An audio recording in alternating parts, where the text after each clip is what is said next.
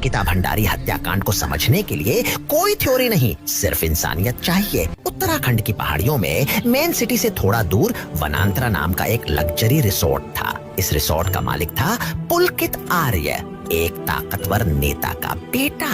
अब कहानी शुरू होती है पौड़ी गढ़वाल की एक 19 साल की लड़की अंकिता भंडारी से। कोई बड़ी पहचान नहीं, अंकिता होटल मैनेजमेंट का कोर्स कर रही थी। पिता की नौकरी चली गई, कोर्स छूट गया और मजबूरी उसे 28 अगस्त 2022 को ऋषिकेश के पास इसी वनांतरा रिसोर्ट तक ले आई और सैलरी सिर्फ 10,000 रुपये महीना दी गई। रिसोर्ट इतना रिमोट था कि अंकिता सिर्फ वहाँ काम नहीं करती थी, वहीं रहती थी, वहीं खाती थी और अपनी सुरक्षा के लिए भी उसी मालिक पर निर्भर थी। यही निर्भरता धीरे धीरे एक जाल बन गई। कुछ ही दिनों में अंकिता को समझ आ गया कि यहाँ कुछ बहुत गलत है। उसने अपने दोस्त पुष्पदीप को व्हाट्सएप पर मैसेज किए। उसने लिखा कि रिसोर्ट में आने वाले वीआईपी गेस्ट्स के लिए उस पर एक्स्ट्रा सर्विस का दबाव बनाया जा रहा है। होटल इंडस्ट्री में एक्स्ट्रा सर्विस एक शब्द नहीं होता, बल्कि ये एक प्रोस्टिट्यूशन के रैकेट का पर्दा होता है।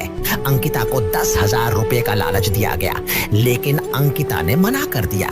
एक 19 साल की लड़की सिस्टम के सामने पहाड़ की तरह खड़ी हो गई और यही उसकी सबसे बड़ी गलती बना दी गई। 18 सितंबर 2022 ज्वाइन करने के ठीक एक महीने बाद रात करीब 8:30 पुलकित आर्य अपने 2 मैनेजर्स के साथ अंकिता को बात करने के बहाने बाहर लेकर गया और उसका रेप किया गया। उन्हें डर था कि अगर अंकिता ने बाहर जाकर बोल दिया तो सब बेनकाब हो जाएगा और फिर सत्ता ने वही किया जो वो अक्सर करती है। अंकिता भंडारी को चिल्ला कैनाल में धक्का दे दिया गया। एक लड़की जो अपनी इज्जत के लिए खड़ी रही, उसे नहर में डुबोकर खामोश कर दिया गया। सवाल ये नहीं है कि अंकिता के साथ क्या हुआ, सवाल ये है कि अगर वो किसी ताकतवर की बेटी होती तो क्या कहानी यही होती। और असली सवाल ये है, क्या हम इसे भूल जाने देंगे या हर बार याद दिलाएंगे कि इंसाफ भी एक जिम्मेदारी है।